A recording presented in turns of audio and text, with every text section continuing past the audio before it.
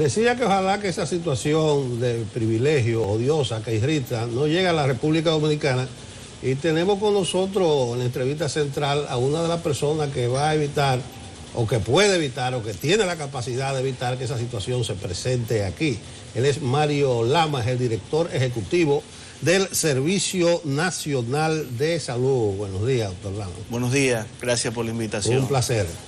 Mario, qué bueno que pudiste estar aquí con nosotros hoy. Esta historia que hemos puesto respecto de la vacunación a nivel internacional, países como España, Perú, Argentina, Colombia, tienen escándalos porque se vacunaron los funcionarios primero inclusive que los médicos que están en la primera línea de combate del COVID. En República Dominicana ha habido críticas de por qué el presidente no se vacunó de primero y algunas cosas se han dicho al respecto. Sin embargo, ¿qué opinan ustedes desde la posición ya de centros de salud, de direcciones de salud, que pudiera pasar en República Dominicana y cómo se está controlando para que este tipo de situaciones no se den aquí?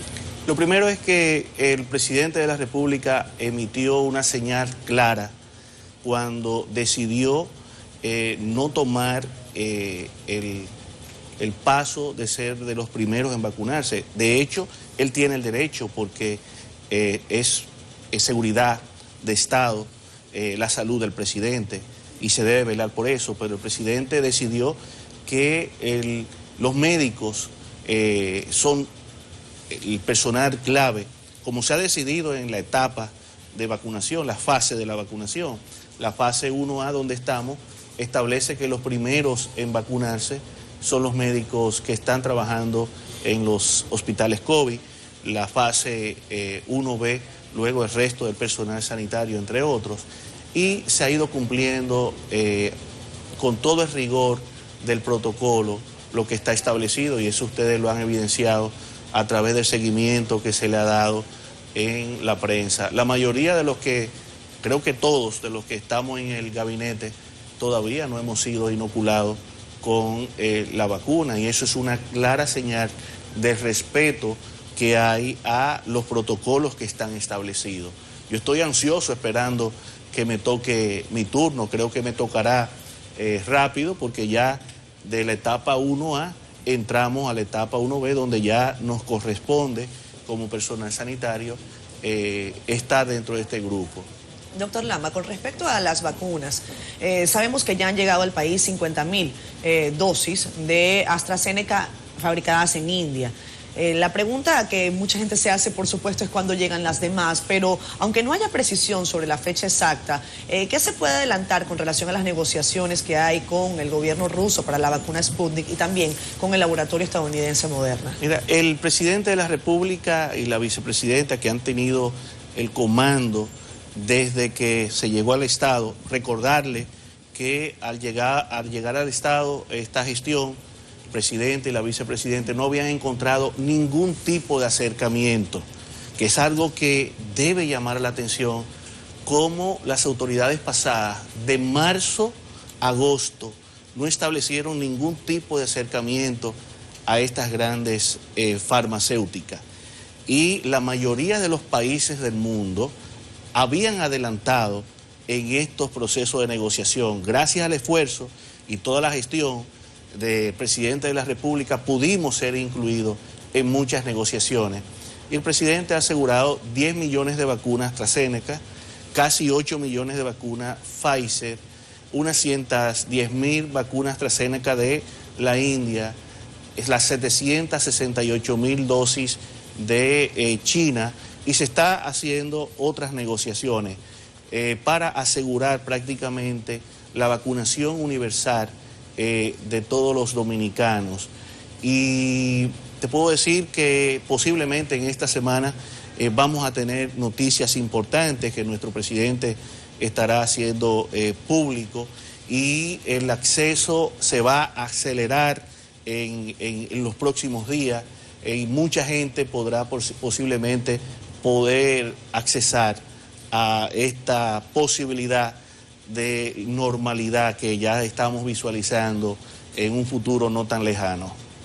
Del comentario que hacía sobre la jeringuilla, la licitación esta que quedó trunca, yo refería que el pasado sábado renunció el director ejecutivo del Gabinete de Salud. No sé si es una decisión personal o si el Gabinete de Salud... No, el Gabinete de Salud no tiene director ejecutivo. El Gabinete de Salud está comandado por la vicepresidenta Raquel Peña. El director de gabinete. El director de gabinete. El director de gabinete del Ministerio de Salud, no del Gabinete de Salud. No del Gabinete de Salud. Sí. No, pues no es pertinente la pregunta porque usted no tiene... No tengo ninguna competencia. Ni tampoco ningún comentario sobre el proceso de licitación no, de la jeringuilla. Eso es competencia del Ministerio de Salud Pública. Usted no tiene nada que ver al respecto. Nosotros somos Servicio Nacional de Salud. Sí, yo sé. Que no le compra a Salud Pública o no compra para Salud Pública. No. Ni compra insumos para el proceso de vacunación. Bueno, generalmente los insumos los provee Promese, pero cada institución tiene la facultad también de poder hacer procesos de licitación. El Servicio Nacional de Salud no podría quedarse corto con la jeringuilla, porque es que nosotros no manejamos... No, pero voy a lo siguiente. Dice el ministro de Salud que van a esperar unas donaciones que están prometidas para decidir la cantidad de jeringuillas que va a comprar. Yo le puedo asegurar a usted que el proceso de vacunación será exitoso, que se han hecho todas las previsiones para que aquí no falte absolutamente nada. Y que no escasearán las jeringuillas. Y que nosotros vamos a hacer ese proceso de vacunación con transparencia, cumpliendo los protocolos que se han establecido. Yo sé que va a ser así, pero le digo, no podrían faltar las jeringuillas si la licitación fue suspendida y se está a expensa de que lleguen donaciones. Yo tengo entendido que todo está fluyendo como está estipulado, que no hay ninguna situación de crisis para asegurar el proceso de vacunación que está en marcha. A propósito del proceso de vacunación, Mario, las vacunas que se recibieron, las primeras 20.000 y luego las 30.000 del viernes pasado, ¿cómo se han distribuido? ¿Y cuántas quedan? ¿Y cuál es la fase siguiente? ¿Cuáles son las personas que incluye la fase 1B para empezar a vacunarse a partir de cuándo? Mira, se recibió una primera lote de 20.000 vacunas de las 110.000 que había gestionado el presidente de la República. Y luego, la semana pasada, como ustedes vieron, llegaron 30.000 dosis adicionales a través de la donación. O sea que son 140.000 de la India. No, son 110.000. O sea que eso no es una donación, esas se compraron, esa es la pregunta. Las 20.000. Exacto, las 20.000 fueron del lote comprado. Voy a precisar. El lunes llegaron 20.000 como parte de la compra que hizo el gobierno dominicano al Serum Institute, que son de las 110.000. Pero el viernes se informó que llegaron 30.000 donadas.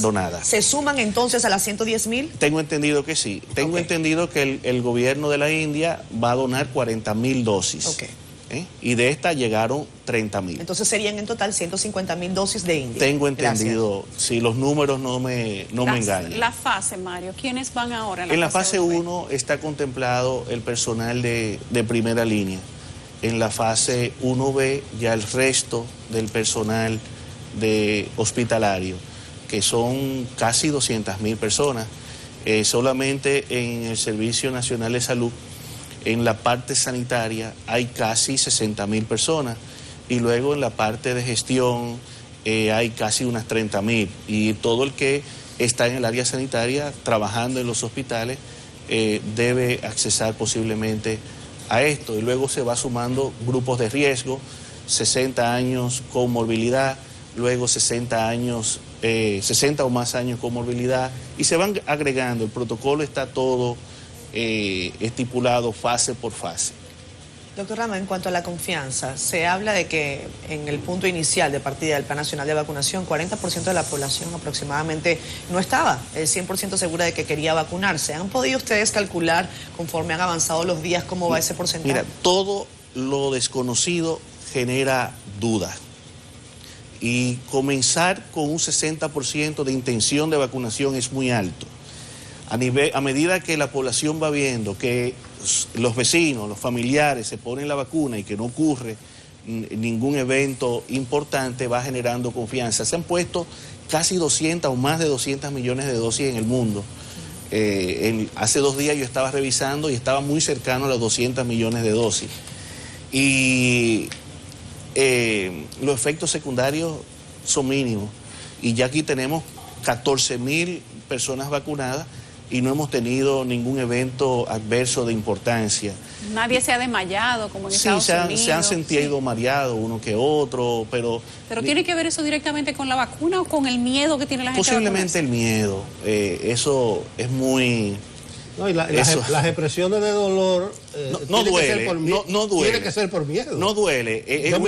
Yo me imagino que esa cosita. Es los que se han puesto la vacuna y nos dicen después que era más el miedo probablemente que lo que sintieron de la vacuna. Toda esa mueca, musaraña diría para el Cibao, sí. Es por el miedo. Quizás más el miedo a la aguja que la misma vacuna. Eso te iba a decir, porque esa aguja es tan grande. No es normal, Yulisa. No es normal, sí. No es normal, Mario, no. Es normal. Eso te lo entran por este brazo y te sale por muy larga, doctor. Otra cosa, la mayoría de indicadores están a la baja en los últimos 10, 12 días, excepto la letalidad, que se acomodó por ahí en 1.29. Había expectativa en alguna gente que dice, como los indicadores están bajando, a lo mejor se iban a flexibilizar un poco las medidas restrictivas. ¿Cuáles criterios manejaron ustedes para extender las restrictivas por 14 días más? Primero, que recuerda que hubo una flexibilización de las medidas restrictivas anteriormente. Estas medidas han sido exitosas y se refleja en el comportamiento epidemiológico de la enfermedad. Indudablemente no hemos superado la pandemia, por tanto el nivel de flexibilización en este momento permite establecer una ruta económica y una ruta sanitaria satisfactoria. Yo creo que estamos en un punto de equilibrio en las medidas que se adoptaron y creo que endurecerlo en este momento está fuera de lugar y aún flexibilizarlo más también creo que es inoportuno. Estamos justo en esa estabilidad de las medidas que todos podemos hacer una convivencia económica con seguridad sanitaria si se aplican los protocolos. Sí, el doctor José Joaquín Puello en el fin de semana estableció fecha, creo que por el lado de octubre, que dijo que en ese punto, con el plan de vacunación, si se cumple como está, ya se estaría viendo el aplanamiento significativo de la curva. Mira, muchos países del mundo, pocas semanas después de comenzar los procesos de vacunación, han visto una reducción significativa de la cantidad de enfermos. Y así lo evidencia esos países que ya tienen un porcentaje importante de vacunados.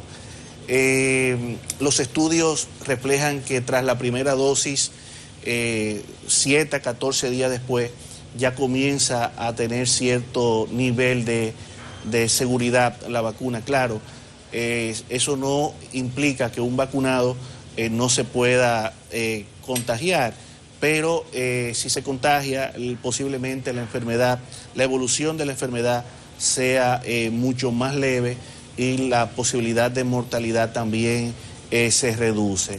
O sea que luego de que se aplique la vacuna a una cantidad considerable de la población, 8 a 12 semanas después ya comienza a haber cierta estabilidad en los países. Doctor Lamay, quienes preguntan a través de redes sociales cosas que son significativas para entender de cara al proceso nacional de vacunación. Por ejemplo, si a mí ya me dio COVID, ¿cuándo debo vacunarme? Esa es una pregunta recurrente en redes sociales. Mujeres embarazadas están preguntándose si pueden o no vacunarse en el momento en que les corresponda según su fase. Y también otra pregunta es las personas que están sufriendo de algún tipo de enfermedad, personas inmunosuprimidas, personas que padecen de cáncer, en fin. Eso también es... Sí, los pacientes con comorbilidades, cáncer, insuficiencia renal, diabetes, hipertensión, caen dentro de la población que están priorizadas dentro del programa de vacunación. Con relación a la embarazada o no, si ha tenido COVID o no, los diferentes países establecen ruta con relación a esos casos particulares. Inicialmente a las embarazadas no se le estaba aplicando las vacunas. Ya hay países que han permitido con ciertas restricciones de semana a aplicarse la embarazada, pero a medida que va evolucionando el tiempo y que se van aclarando muchas dudas, se va modificando. Por eso el presidente y el gabinete colocó un nombre muy significativo al programa de vacunación. Dijeron que es un programa vivo, es una fase viva, donde puede incluirse modificaciones en cualquier momento. O sea, todavía el gobierno no tiene instrucción, por ejemplo, para el tema de las embarazadas. No se ha tomado todavía las decisiones, pero a medida que van pasando los días y que se va conociendo más, se van haciendo los cambios que necesitan los programas de vacunación. ¿Y para los pacientes que hayan tenido COVID, tampoco se ha establecido el tiempo? Esa parte no la hemos visto contemplada en la fase. Okay. Se van a vacunar cuando Pero les toque. se deben vacunar cuando le toque, eso sí. Mario, los síntomas, no se ha visto síntomas importantes, al menos que se hayan hecho públicos, pero de las personas que ya han sido vacunadas, en su totalidad son médicos y de primera línea del COVID-19. No, todos son médicos. Recuerda que incluso el primer día de vacunación se vacunó un médico, una enfermera y un conserje. Pero personal sanitario. Pero personal de primera línea. Recuerden que el personal de primera línea no necesariamente tiene que ser exclusivamente médico. Una enfermera está en primera línea. Un conserje de un hospital está en un conserje que está dentro del área COVID. Camillero. Es un personal, un camillero. Son personal COVID. Claro. Y que deben ser garantizada su salud también. Los síntomas que han presentado estas personas, aunque sean leves, ¿cuáles serían? Dolor de cabeza, mareo, malestar general, pero los habituales a cualquier... Dolor muscular evidente. Dolor muscular. ¿No hay fiebre? Puede haber algunos casos de fiebre. ¿Pero le puede dar el COVID aún habiéndose vacunado? Es que la eficacia, no hay ninguna vacuna 100% eficaz. Por ejemplo, la vacuna de la influenza, que nos la ponemos todos los años, la eficacia es de un 40 a un 60% y se les recomienda ponérsela a todo el mundo. Estas vacunas andan entre un 62 y un 98% de eficacia. Que son más eficaces que la de las habituales, que la de la influenza. Entonces, y de hecho, son tan eficaces que el comportamiento epidemiológico de la enfermedad en países donde ya se han aplicado, ustedes ven cómo ocurrió el aplanamiento y el descenso de los casos de COVID. Sí, doctor, no quisiera que el COVID nos trajera todo el tiempo. Yo lo veo a usted repartiendo equipos en hospitales. ¿Cómo anda la situación del equipamiento? Mira, hemos avanzado bastante, aunque el proceso será largo, porque lo que encontramos en los hospitales fue una verdadera situación de crisis. La mayoría de los hospitales están en situaciones muy delicadas, pero le puedo decir, y eso ustedes lo pueden evidenciar en muchos de nuestros hospitales, que se ha recorrido en estos 6 meses un camino hacia la mejoría de manera significativa. Ya muchos hospitales comienzan a tener el equipamiento que les permite mejorar la calidad de la atención hospitalaria.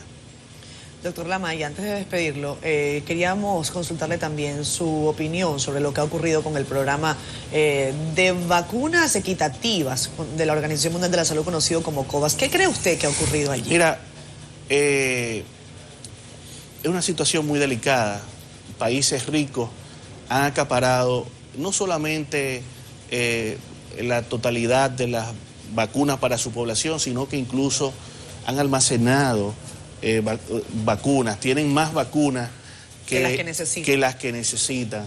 Y eso demuestra la falta de solidaridad de muchos países. Y la falta de efectividad de mecanismos como la OMS también. Y sobre todo, deja en entredicho muchas instituciones tradicionales que han jugado un rol muy cuestionable en estos momentos. Hay instituciones que tendrán que revisarse porque han hecho un manejo torpe y un manejo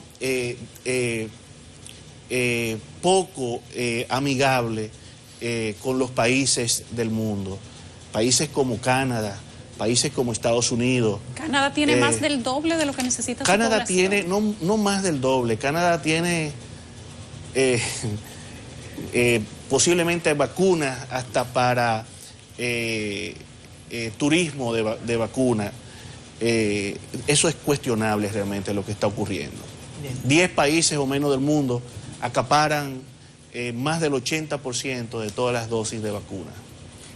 Y países como este que han comprometido y que pagaron, hicieron contratos, no se le ha cumplido según lo que se había firmado. En su queja el presidente Abinader, la queja de la falta de solidaridad, dijo que en algún momento le planteó a una de las grandes farmacéuticas que le dieran autorización, una suerte de licencia, para nosotros producir la vacuna, que si aquí en todo el equipamiento nosotros buscamos, ¿dónde usted favorece eso? Que se flexibilice un poco el asunto de las licencias. Las patentes.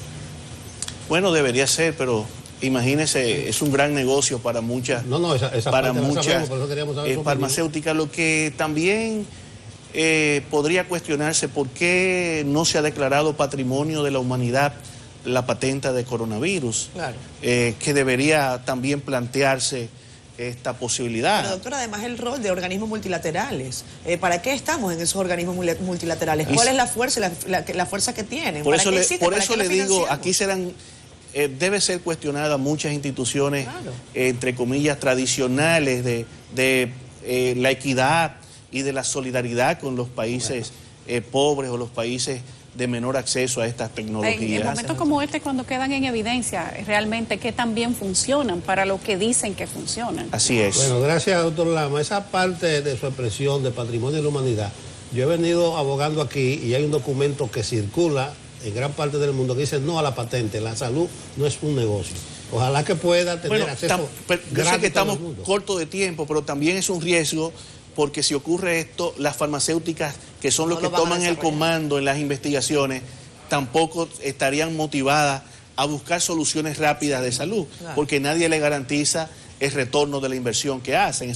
Entonces, por eso es que los estados deben empoderarse y el control de la salud no debe estar inmersa en farmacéutica, sino en los estados. Si Estados Unidos, con Trump a la cabeza, dio $10.000 millones para ayudar, tiene derecho a tener varios millones de vacunas. Es decir, todo es un negocio que el que más tiene es el que más puede. Pero ni modo, gracias al doctor Mario Lama, director del Servicio Nacional de Salud. Continuamos.